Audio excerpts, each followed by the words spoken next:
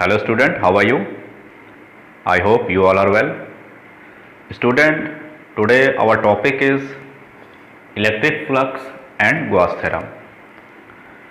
So first of all, I will discuss about the electric flux. But before this, you must know about the area vector. Area vector क्या होता है इसको पहले जानना होगा. So what is area vector? Area तो हम जानते ही हैं, अब उसी में वेक्टर वाली बात करनी है. So first of all, if we are discussing about the area of this board, इस बोर्ड के अगर एरिया के बारे में बात किया जाए तो आप तुरंत कहेंगे कि सर इसके एरिया का फॉर्मूला होगा, it will be equal to the length into breadth. So by the multiplication of length and breadth you will get the area. Area तुरंत पता चल जाएगा. तो एरिया कौन सी क्वांटिटी है उसी को देखिए, इज इट स्केलर और द वेक्टर. तो हमने क्या किया कि एरिया को हम अपने हाथ से दिखा रहे हैं, ध्यान से देखिएगा. ऐसे हमने कहा ये इस बोर्ड का एरिया है, ये पूरा एरिया है. So here you are seeing that there is only magnitude and no direction. भाई एरिया क्या है? तो हमने कहा कि इस बोर्ड का ये पूरा का पूरा एरिया है इस तरह से. So in this way I am only showing the area of the board and there is no direction. So area is a scalar quantity. Scalar quantity है, but under certain condition it act as a vector quantity. कुछ खास condition में जो हमारा area होता है उसको हम किस तरह से ट्रीट करते हैं, इसको ट्रीट करते हैं एज अ वेक्टर क्वांटिटी. तो एरिया तो आप जान ही गए हैं, पहले से जानते ही थे. अब एरिया वेक्टर क्या होगा? तो इस बोर्ड का एरिया जो भी है उसको कैलकुलेट कर लेंगे and after that we will draw a perpendicularly outside arrow. An arrow must be drawn and it will be perpendicularly outside the surface. इस बोर्ड का एरिया वेक्टर बनाना है तो बोर्ड का एरिया निकाल लेंगे लेंथ इनटू ब्रेड्थ से. Suppose कर लीजिए कि लेंथ था 2 मीटर और ब्रेड्थ था 1.5 मीटर. चलिए लिख देते हैं. हमने कहा ये जो लेंथ है ये क्या है? It is 2 metre and what about the breadth? It is taken as 1.5 metre. So here we are getting that 3 metre square. हमने 1.5 को 2 से मल्टीप्लाई कर दिया तो हमारा एरिया आ गया. अब हम एरिया वेक्टर कैसे ड्रॉ करेंगे? तो बस इस सरफेस के परपेंडिकुलरली आउटसाइड में एक एरो बना देंगे और उस एरो पर हम क्या कर देंगे? इस 3 मीटर स्क्वायर को इंडिकेट कर देंगे, इस 3 मीटर स्क्वायर को लिख देंगे. So the length of arrow is now representing to the magnitude and head is indicating to its direction. तो वही एरिया अब किस तरह से एक्ट करने लगा बच्चों? ये एक्ट करने लगा as a vector. So it is known as the area vector. अब हम बात करते हैं अपने मेन टॉपिक के बारे में, that is the electric flux. तो देखिए अब इसको हम बताते हैं कि what is electric flux. So it is indicated by the phi. Electric flux is indicated by the phi. इसको phi से इंडिकेट करते हैं. And what is electric flux? तो हमने क्या किया कि हम ये कह देते हैं कि ये वाला जो वॉल है, जो ये वाला जो दीवार है, इसके पास पॉजिटिव चार्ज है, या फिर ये कहें कि एक प्लेट इधर में पॉजिटिवली चार्ज है और इधर में एक प्लेट क्या है? नेगेटिवली चार्ज है. सो what will be the direction of electric field? आप बताएंगे कि प्लस टू माइनस हो जाएगा. तो हमने यहां पर इसी इलेक्ट्रिक फील्ड को यहां पर ऐसे इंडिकेट कर दिया. ये हमने इंडिकेट कर दिया कि there is uniform electric field ऐसे, and its intensity is indicated by the vector E. Electric field का जो स्ट्रेंथ है जिसको कहते हैं इलेक्ट्रिक फील्ड इंटेंसिटी, उसको हमने वेक्टर ई से इंडिकेट कर दिया. Now what is electric flux? तो हमने क्या करना होगा? इसमें किसी सरफेस एरिया को कंसीडर करना होगा. If a surface is placed in an electric field then flux is the number of electric field lines passing through this surface. What is electric flux? If a surface is placed in electric field, then electric flux linked with this surface will be equal to the number of electric field lines passing through this surface. भाई ये वाला plus था, ये वाला minus था, तो electric field lines ऐसे आ रहे थे और उसमें हमने क्या कर दिया, सपोज कर लीजिए कि ये सरफेस ऐसे हमने ऐसे रख दिया. So how many electric field lines are passing through this surface? It will indicates its flux. Flux को इंडिकेट करेगा. तो बच्चों ये तो था डिफिनेशन के बारे में. What is electric flux? If a surface is placed in electric field, then it indicates the number of electric field line passing through the surface. अब फॉर्मूले की बात करते हैं. तो हमने कहा कि फ्लक्स को हम दिखाते हैं फाई से, ऐसे दिखाते हैं. तो यहां हमने कंडीशन ले लिया है कि if a surface is placed perpendicularly to the electric field. यहां पर जो हमने कंडीशन लिया है वो क्या है कि जो भी हमारा सरफेस एरिया है, जो भी सरफेस है, वो फील्ड लाइंस के परपेंडिकुलरली इस तरह से है. तो अगर परपेंडिकुलरली है तो देखिए फ्लक्स किस पे डिपेंड करेगा. तो हमने क्या किया हुआ है कि यहां पर तो एक फील्ड लाइन लिए ही थे और यहां पर देखिए एक फील्ड लाइन और बना रहे हैं, और ऐसे बना रहे हैं, ऐसे बना रहे हैं. And now a question is there, what I think, in which figure electric field is strong. अगर आपसे पूछा जाए कि इस वाले फिगर और इस वाले फिगर में से किस वाले फिगर में इलेक्ट्रिक फील्ड स्ट्रॉन्ग है, तो आप बताएंगे your answer will be this. Why? Because in this figure field lines are close to each other. तो अगर इलेक्ट्रिक फील्ड लाइंस एक दूसरे के नजदीक होते हैं तो कहते हैं कि वहां पर फील्ड क्या है, स्ट्रॉन्ग है. अब देखिए जो सरफेस एरिया मैंने यहां रखा था उसी सरफेस एरिया को मैंने क्या कर दिया, यहां पर रख दिया. सेम सरफेस एरिया को मैंने यहां पर रख दिया. और अगर आपसे क्वेश्चन पूछें कि बताइए इस वाले में फ्लक्स ज्यादा है कि इस वाले में फ्लक्स ज्यादा है, so definitely your answer will be here. Why? Because this time from the same surface area large number of field lines are passing through it. तो कह सकते हैं कि जो हमारा फ्लक्स होगा phi, it will be directly proportional to the electric field intensity. Electric field intensity के directly proportional होगा. अगर फील्ड स्ट्रांग है तो उसकी इलेक्ट्रिक फील्ड इंटेंसिटी ज्यादा होगी, और अगर ज्यादा होगा तो फील्ड लाइंस नजदीक होगा. भाई इसी से पहचान होता है. तो फील्ड लाइन नजदीक होने के कारण उसी सरफेस एरिया से देख रहे हैं कि हमारा जो नंबर था वो क्या कर गया, इंक्रीज कर गया. So flux will be directly proportional to the electric field intensity. अब दूसरी बात करते हैं. तो हमने क्या कर दिया, अगर इसी में एरिया को डिक्रीज कर दिया, एरिया को हमने डिक्रीज कर दिया. पहले ज्यादा एरिया लिए हुए थे तो ज्यादा पास कर रहा था, फील्ड लाइंस का नंबर ज्यादा था. और जब हमने कम एरिया ले लिया तो अब फील्ड लाइंस क्या कर रहा है, कम पास कर रहा है. So definitely flux will also be directly proportional to the area. Area पर भी डिपेंड करेगा.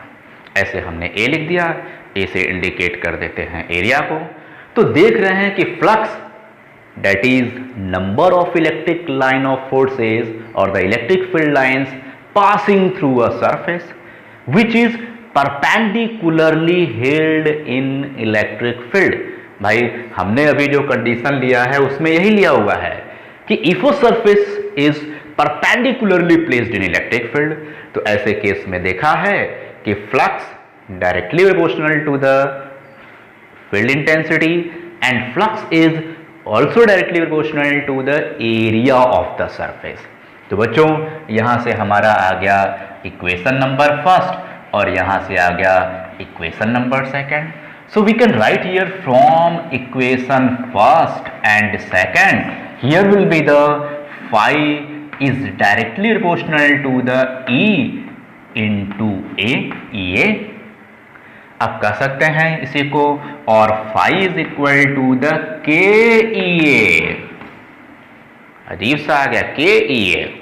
सो here K is proportionality constant and its value is unit. इसको हमने लिख दिया, k is equal to the proportionality constant and is equal to the unit. इसकी value होती है यूनिट।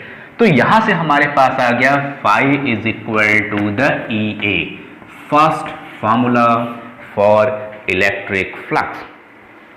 फ्लक्स की वैल्यू ई पर डिपेंड कर रही थी, ई बढ़ाने से फ्लक्स बढ़ रहा था, उसी तरह से ए की वैल्यू बढ़ाने से भी फ्लक्स की वैल्यू बढ़ रहा था। तो हमारे पास ये फॉर्मूला आ गया है। लेकिन किस कंडीशन में? When surface is placed perpendicularly. देखिए इलेक्ट्रिक फील्ड उधर से आ रहा है, तो इसके परपेंडिकुलरली हमने इसको प्लेस कर दिया है। Then we get this formula that is phi is equal to the E A. ये तो बच्चों हमारे पास वन कंडीशन के लिए आ गया। अब देखिए हम इसी को थोड़ा और आगे बढ़ाते हैं और समझने की कोशिश करते हैं। तो हमने क्या किया, जो फर्स्ट फिगर था, देखिए इसी को अब हम करते हैं। ये जो हमारा पहले से हमने फिगर बनाया था, इसको फिर से ड्रॉ कर लेते हैं। In case of surface area is some tilted in the electric field. अगर वही सरफेस एरिया ऐसे है पूरा, तो ये सभी फील्ड लाइंस उससे पास कर रहे हैं। And in case of surface is tilted in the electric field, उसी सरफेस एरिया को हमने क्या कर दिया, ऐसे टिल्ट कर दिया है। आप कहेंगे सर समझाने के लिए आपने क्या कर दिया, इसे छोटा कर दिया। तो चलिए फिर से बड़ा बनाते हैं। ऐसे हमने बना दिया, फिर से वापस एरिया थोड़ा छोटा हो गया था, फिर से समझते हैं। तो यहां पर देख रहे हैं कि उसी सरफेस एरिया को हमने अगर टिल्ट कर दिया, तो जो पहले ये सभी इसमें से पास कर रहे थे, अब उतना ज्यादा इससे पास नहीं कर रहा है। तो जो हमारे पास ये फॉर्मूला आया था, उसमें देखिए अगर ये फील्ड लाइंस एक दूसरे के नजदीक होंगे तो फ्लक्स पे तो इंक्रीज आएगा ही आएगा। लेकिन अगर एरिया के बारे में बात करें तो पहले भी वही एरिया था और अभी भी वही एरिया है। But under this condition number of field lines passing through this surface area now get decreased. तो अगर डिक्रीज हो गया तो ऐसे केस में इस ए के प्लेस पर क्या आएगा, ए तो नहीं आएगा। तो ए के प्लेस पर क्या आएगा उसी को पता करने जा रहे हैं। तो देखिए हमें क्या करना है, अब हमें इस्तेमाल करना है, हमें यूज करना है किसका, तो एरिया वेक्टर का। इसी के लिए हमने एरिया वेक्टर को पहले ही स्टार्ट किया था। जब भी कोई आपको पढ़ाता है सबसे पहले एरिया वेक्टर बताता है ताकि आपको समझाने में दिक्कत न हो। तो देखिए बच्चों, मैंने बताया था कि how can we draw the area vector. मैंने बताया था कि first of all we should calculate the area. So the area of this surface is taken as A and now we should draw the perpendicularly outward an arrow. तो ये हमने बना दिया कि इसके परपेंडिकुलरली आउटवर्ड ये हो गया, और अब इसको वेक्टर कह रहे हैं, इसलिए यहां पर दिखा रहे हैं वेक्टर ए। ध्यान से समझिएगा, जो मैं बताने जा रहा हूं बहुत ही रेयर केस में आपको ये मिलेगा कर लेंगे, लेकिन जिस तरह से मैं इसे समझा रहा हूं उस पर विशेष ध्यान दीजिएगा। तो मैंने यहां क्या कर दिया कि इसको इस तरह से बना दिया। So this area vector is making angle theta with the field line. Field line इसी डायरेक्शन में था, तो उसी से ये एंगल कितना बना रहा है, थीटा एंगल बना रहा है। तो वेक्टर बनाए हुए हैं and it is making angle theta with this electric field line. तो हमने क्या किया, समझने के लिए इसको थोड़ा ऐसे ड्रॉ कर लेते हैं। ये लाइन हम ड्रॉ कर रहे हैं इस तरह से, इसका एक बॉर्डर लाइन तैयार करने जा रहे हैं इस तरह से। देखिए ये हमने बॉर्डर लाइन तैयार कर दिया, अभी आपको समझ में आ जाएगा। So if we are taking the resolution of this vector, if we are resolving this vector in the direction of x and y, पुराना कॉन्सेप्ट है x y आप जानते हैं, तो अगर हमने क्या कर दिया, इसको जब रिजॉल्व किया तो इसके एलोंग, इलेक्ट्रिक फील्ड के एलोंग इसकी वैल्यू आ जाएगी ए कॉस थीटा। आप पढ़े हुए हैं रिजोल्यूशन ऑफ अ वेक्टर, ऐसे देख लीजिए। If here's vector A and it is making angle theta with this X, then its component along with the x direction will be the a cos theta। जिसके साथ theta बनाता है उसकी value होती है a cos थीटा, और जिसके साथ थीटा नहीं बना रहा है, ये एंगल इसके साथ बना रहा है, इसके साथ तो ये एंगल है नहीं, so this value remains a sin theta. तो ऐसे यहां भी करते हैं, इधर में बनाया a cos थीटा। तो अगर ये a cos थीटा बना रहा है तो इसका मतलब इस वाले वेक्टर को हमने यहां पर ब्रेक किया है x कंपोनेंट में, x कंपोनेंट ब्रेक किया है। तो भाई इधर मैग्नीट्यूड हो गया a cos थीटा और डायरेक्शन तो इधर है ही, इधर में ही डायरेक्शन है। तो अगर इसका वेक्टर हम बनाना चाहें, इसका हम सरफेस बनाना चाहें तो वो कैसा होगा? तो देखिए इसी के लिए मैंने ये बॉर्डर बनाया था। तो अब ये जो सरफेस आएगा वो ऐसा होगा, ऐसा।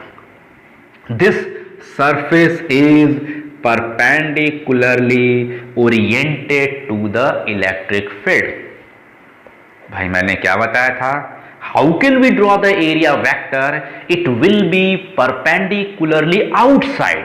तो अगर हमने क्या कर दिया कि एरिया तो हमारा ये पूरा था, ये तो था, एरिया तो पूरा ये था, और इसका एरिया वेक्टर इधर था, इस सरफेस के परपेंडिकुलरली आउटसाइड ऐसे था ये। लेकिन जब हमने इसको रिजॉल्व किया है तो ये आ गया a cos theta. So what is its magnitude? It is a cos theta. And what about its direction? इसका डायरेक्शन क्या है? तो डायरेक्शन आप देख रहे हैं इधर की ओर है, ऐसे।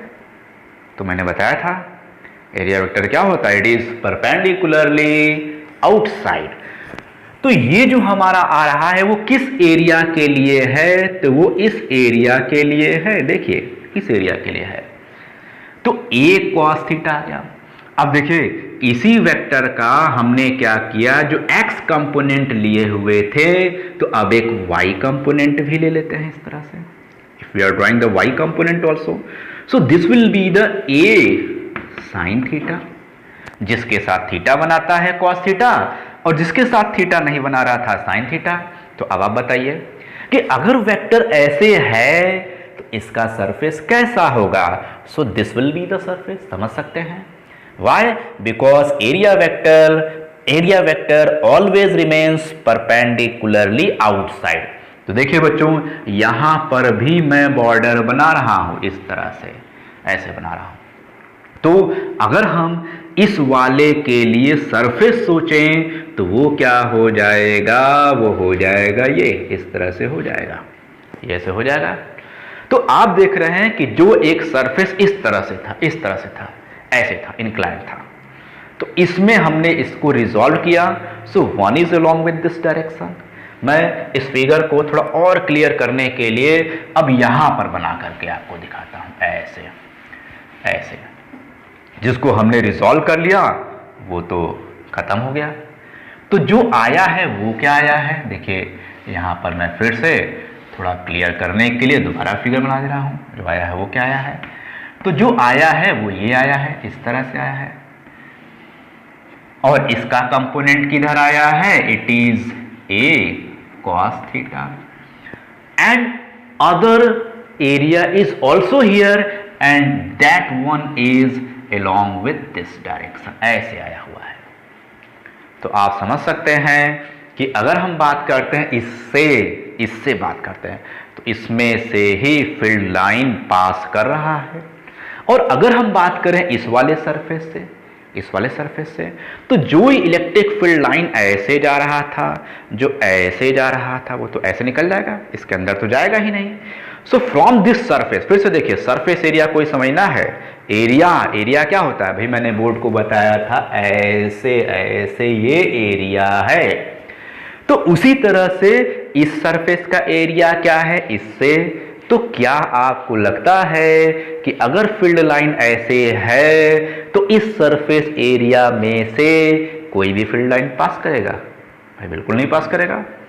लेकिन इस वाले सरफेस से फील्ड लाइन क्या कर रहा है? पास कर रहा है। तो फ्लक्स क्या होता है? It is number of electric field lines passing through a surface which is present in electric field. तो केवल इसी वाले से इलेक्ट्रिक फील्ड पास कर रहा है, इसलिए अगर हमारा सरफेस एरिया टिल्टेड है, making some angle with the electric field, then at the place of A there will be the what? A cos theta, A cos theta.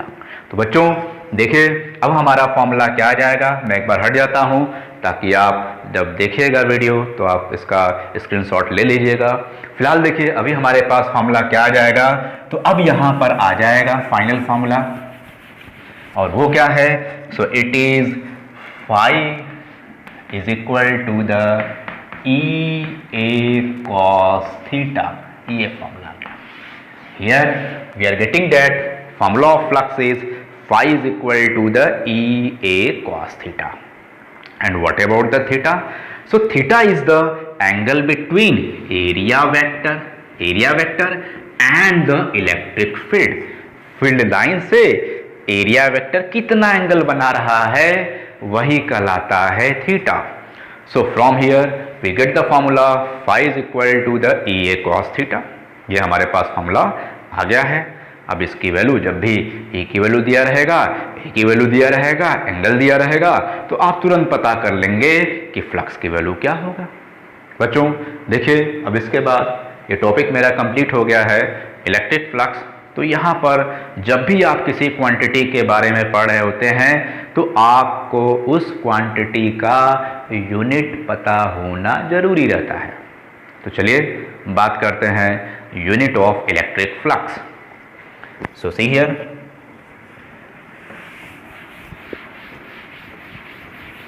What will be the unit of electric flux. तो यहां पर हम लोग पा ही गए हैं flux का। पहले हम लिख देते हैं unit of phi, that is electric flux. तो आप यहां लिखेंगे phi is equal to the E A cos theta. इसी को याद करते हैं। तो अगर ये फॉर्मूला हमारा आ गया। अच्छा बच्चों, एक चीज और मैं बताना चाहूंगा बिफोर दिस यूनिट, एक चीज और मैं इसमें ऐड करना चाहूंगा कि फाइनल फॉर्मूला जो हमारे पास आया है वो क्या आया है? Phi is equal to the E A cos theta. इसी को हम एक और फॉर्म में लिख सकते हैं, इसलिए मैं बताना चाह रहा हूं। अब अगर आपसे पूछा जाए कि ई वेक्टर है कि ए वेक्टर है, बताइए भाई। दोनों वेक्टर है, दोनों को हमने, ये तो होता तो है स्केलर क्वांटिटी, लेकिन यहां पर हम लोग क्या कर रहे हैं? इसको as a vector quantity use कर रहे हैं।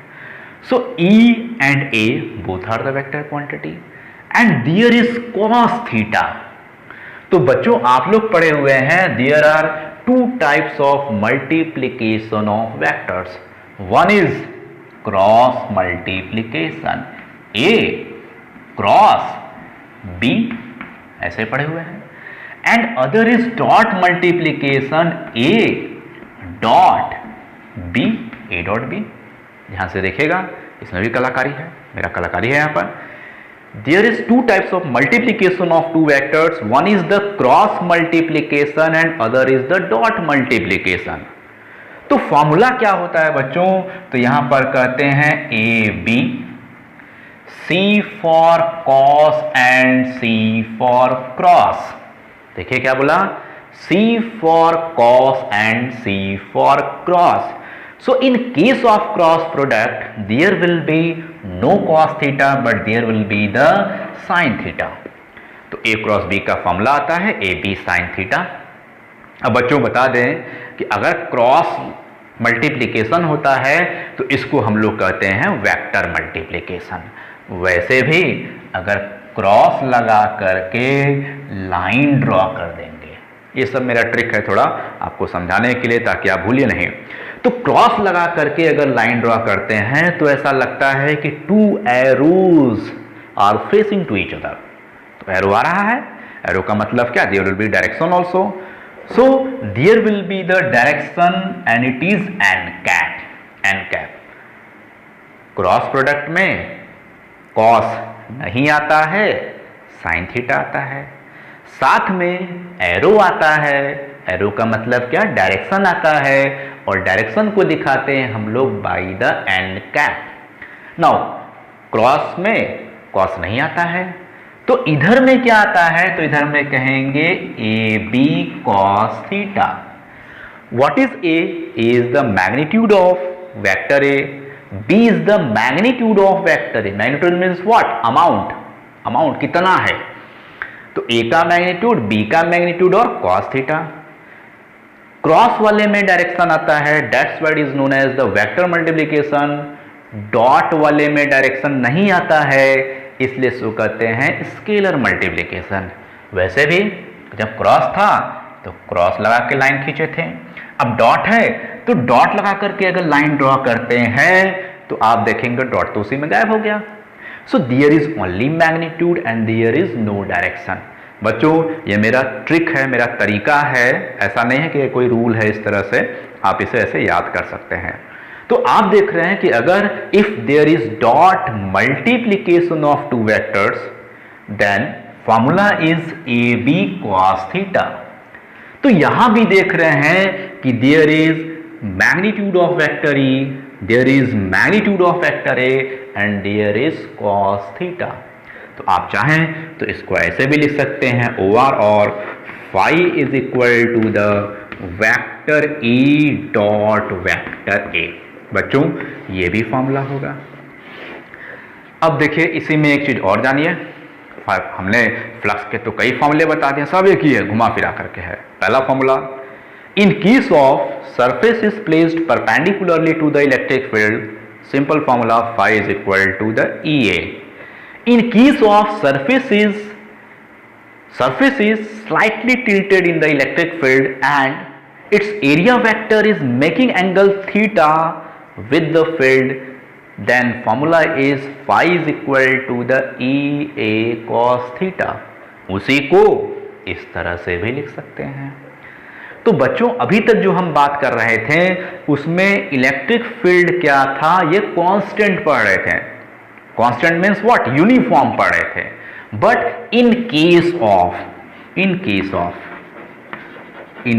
Of E, vector E is variable, अगर वेक्टर ई हमारा क्या है, वेरिएबल है, तो वेक्टर कई तरीके से वेरी हो सकता है, आइदर इन मैग्नीट्यूड और इन डायरेक्शन और बोथ, जानते हैं आप। तो ऐसे केस में हमारा फाई का फॉर्मूला बन जाएगा phi is equal to the integration of vector E dot vector D A. अगर वेरिएबल होता है तो आप पढ़े हुए हैं, वर्क का फॉर्मूला भी पढ़े हुए हैं, work is equal to force into displacement, या फिर W is equal to vector F dot vector S। फिर पढ़े थे in case of force is variable then W is equal to the integration of vector F dot vector ds। कई बार आप पढ़े हुए हैं। तो in case of field is variable then formula will be the phi is equal to the E dot dA। ये भी बनेगा, तो इसे भी आप याद कर लेंगे। अगर इसी को हम एक्सपेंड करें, थोड़ा आगे बढ़ाएं, देखिए वही है, थोड़ा इसको हम डिटेल में आपको बता दे रहे हैं।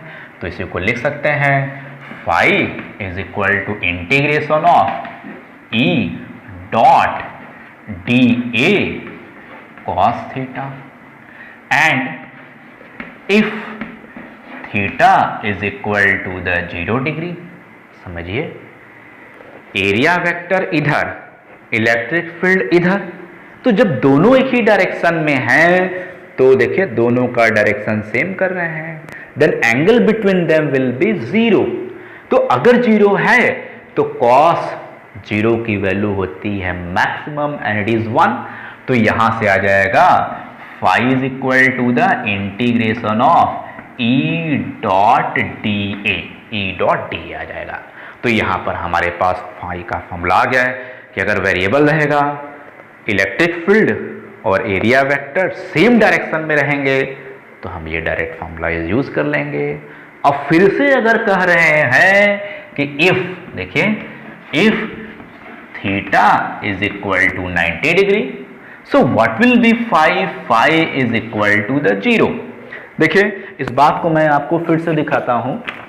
जब ऐसे है इलेक्ट्रिक फील्ड इधर, एरिया वेक्टर भी इधर, तो इसी से ना पास कर रहा है, so maximum electric flux phi is equal to integration of E dot D ए।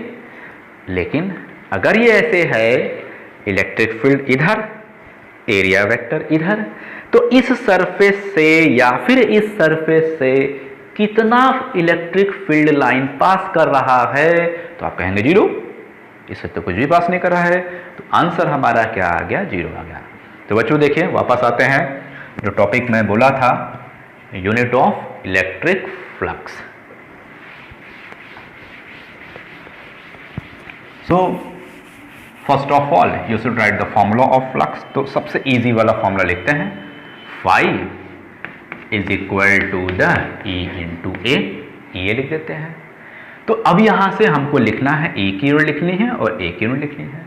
तो आप ई की यूनिट कैसे निकालेंगे, तो आपने एक फॉर्मूला पढ़ा हुआ है, phi is equal to the q naught into E, ये पढ़ा हुआ है कि if a charge particle is placed in electric field of field intensity E, then force on the charge particle will be the Q naught into E or the QE। तो ऐसे case में आ जाएगा E is equal to the F by Q naught, unit निकालना है इसलिए ऐसे कर दे रहे हैं। तो यहां से आ जाएगा phi is equal to the E, at the place of E there will be F by Q naught into A, so unit of phi, बताइए क्या होगा, F न्यूटन चार्ज का, कूलम एरिया का, metre square. So here we get the unit of phi and it is newton metre square per coulomb. तो बच्चों ये था about the electric flux and its unit. तो मैंने पहले ही बताया था कि हम आज 2 टॉपिक्स के बारे में बात करेंगे, and second topic is now the Gauss theorem. देखिए क्या होता है Gauss theorem, it's very important, सब कुछ क्लास 12 में इंपॉर्टेंट है, लेकिन कुछ चीज़ें ऐसा रहता है जिसको थोड़ा ध्यान से पढ़ना चाहिए, बहुत ईजी है, पूछेगा ही पूछेगा बोर्ड एग्जाम में। तो देखिए बच्चों, what about the Gauss theorem. So Gauss theorem. Now see what about the Gauss theorem. So if a charge particle, here's a charge particle Q, here's a charge particle Q, and if this charge particle is uniformly enclosed, मैंने क्या कहा कि एक charge particle है और उसको हमने क्या कर दिया, यूनिफॉर्मली इनक्लोज कर दिया। तो अगर हम चार्ज पार्टिकल को किसी सरफेस से यूनिफॉर्मली इनक्लोज करते हैं तो उस सरफेस को कहते हैं Gaussian surface. Now this surface will be known as the Gaussian surface, इसको गॉसियन सरफेस कहते हैं। तो देखिए हमने गॉसियन सरफेस ड्रॉ कर लिया। तो आप जानते हैं कि चार्ज है तो उससे निकलेगा फील्ड लाइंस, ऐसे फील्ड लाइन निकलेगा, ये निकल रहा है ऐसे, इलेक्ट्रिक फील्ड लाइंस पॉजिटिव से दूर की तरफ पास करता है। तो ऐसे हमने क्या कर दिया, इलेक्ट्रिक फील्ड लाइंस ऐसे निकाल दिया है।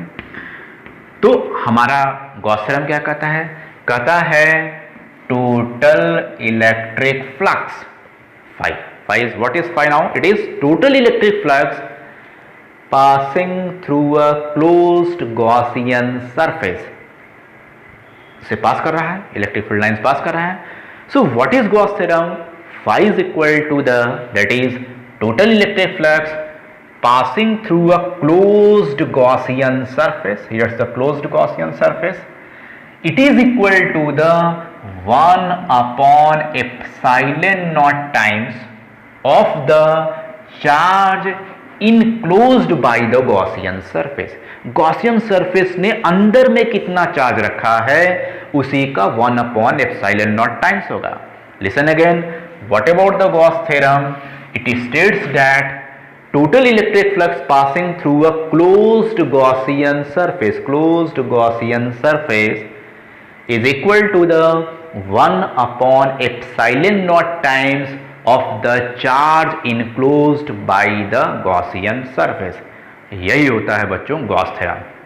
अब अगर हम कह रहे हैं तो कैसे कह रहे हैं, ये चीज़ सही है या गलत है, तो उसको देखते हैं। Our next topic is proof of Gauss theorem. तो देखिए बच्चों, बहुत ही सिंपल सा है, अगर आपसे बोर्ड एग्जाम में पूछ देता है तो इससे अच्छा कुछ नहीं हो सकता है। बहुत ही आसानी से आप क्या करेंगे, गॉस थ्योरम को प्रूफ कर देंगे। So here's topic is proof of Gauss theorem. ये हमने लिख दिया प्रूफ ऑफ गॉस थ्योरम।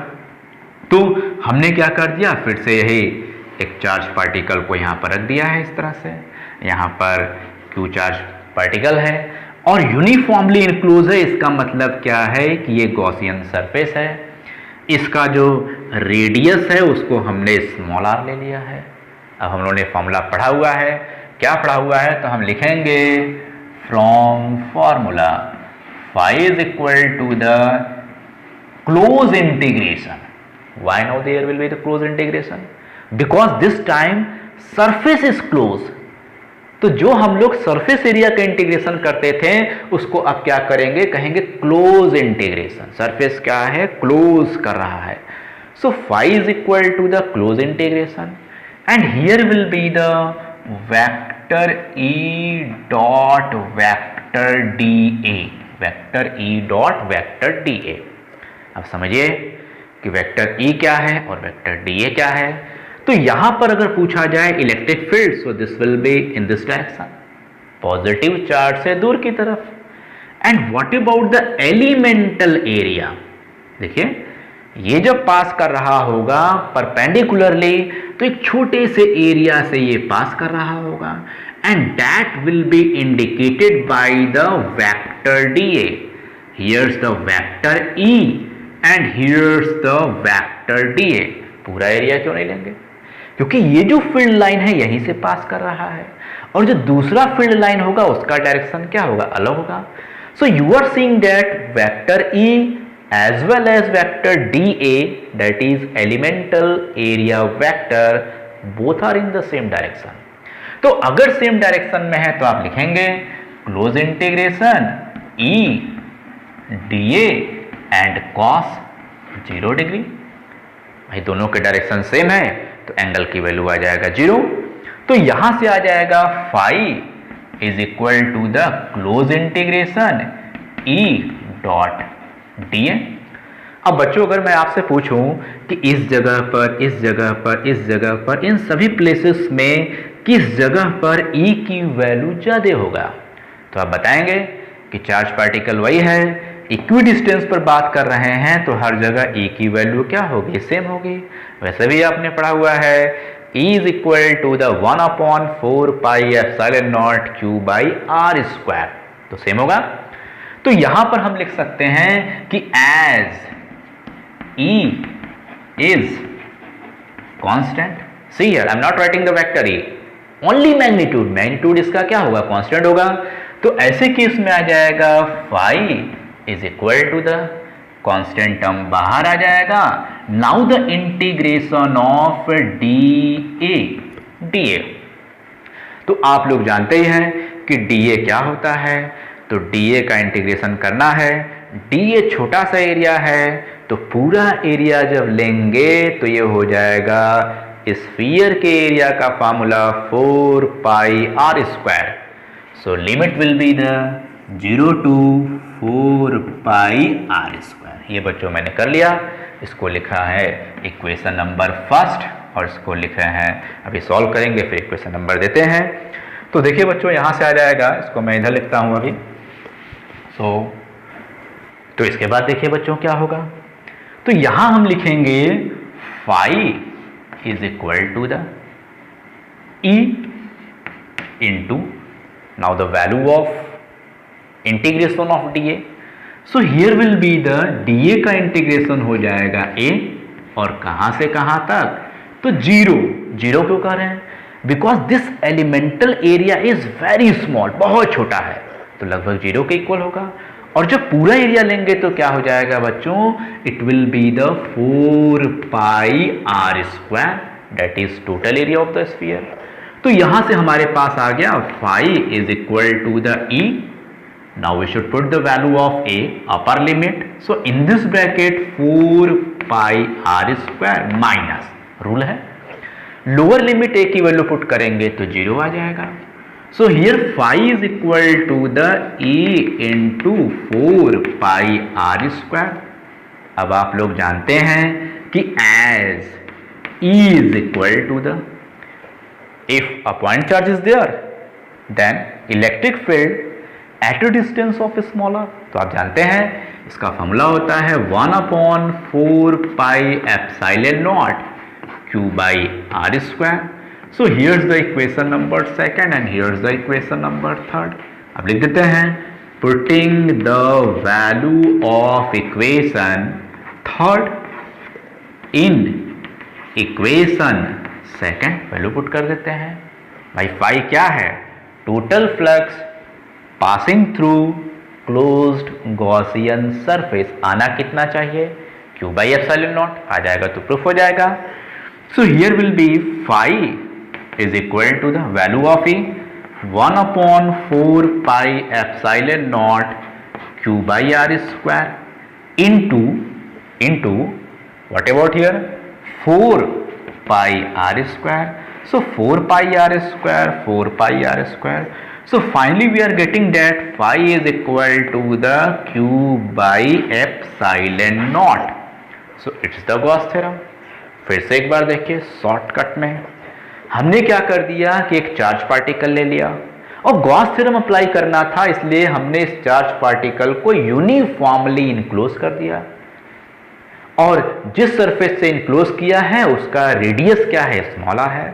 फिर हमने करना क्या था, total electric flux passing through this closed Gaussian surface, तो जो फॉर्मूला पढ़े थे यूज कर लिया। Why we are using this formula, because at this surface electric field, direction of electric field is changing, so E is variable, तो हमने इसी का यूज किया। E dA cos 0, why, because both are in the same direction. So here we get that phi is equal to the close integration E dot dA, E की value constant है इस surface के लिए, बाहर निकाल दें, इसका इंटीग्रेशन कर लें, तो यहां से हम पा गए E into 4 pi R square. Now for a point charge, formula of electric field 1/4 pi epsilon naught q by r square. So after putting this value here, we are getting that phi, that is total electric flux passing through a closed Gaussian surface, is equal to the 1/epsilon naught times of the charge enclosed, अंदर में है, by the Gaussian surface. तो बच्चों ये था आज का class जिसमें मैंने आपको बताया एरिया वेक्टर। सोचिए, इसलिए मैं रिवाइज करता हूँ ताकि आपको थोड़ा रिकॉल हो। Area vector, after that electric flux and then Gauss theorem and the last one is the proof of Gauss theorem. तो बच्चों आज के लिए फिलहाल इतना ही, बाकी मिलते हैं अगले क्लास में अगले टॉपिक के साथ। Thank you.